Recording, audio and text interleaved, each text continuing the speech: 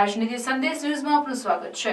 ડીસામાં ભીલડી પોલીસે રાજસ્થાનથી ગુજરાતમાં દારૂ ઘુસાડવા માટે દારૂની ગાડીની આગળ પાછળ પાઇલોટિંગ કરતા શખ્સોને ઝડપી પાડ્યા છે। તેમજ દારૂ ભરેલી ગાડી સહિત કુલ 3 ગાડીઓ સાથે 8.67 લાખ રૂપિયાનો મુદ્દામાલ જપ્ત કરી આગળની કાર્યવાહી હાથ ધરી છે। ડીસા તાલુકામાં ભીલડી પોલીસ પેટ્રોલિંગમાં હતી તે સમયે રાજસ્થાનથી દારૂ ભરીને ગાડી ભીલડી તરફ આવી રહી હોવાની માહિતી મળી હતી, જેથી પોલીસે ગણેશપુરાના પાટિયા પાસે વોચ ગોઠવી હતી। તે દરમિયાન એક જીપડાલાની આગળ પાછળ શંકાસ્પદ રીતે ગાડીઓ આવી રહી હોવાથી પોલીસને શંકા ગઈ હતી, જેથી પોલીસે 3 ગાડીઓ રોકાવતા પિકઅપ જીપડાલાનો ચાલક ગાડી મૂકી ત્યાંથી ફરાર થઈ ગયો હતો।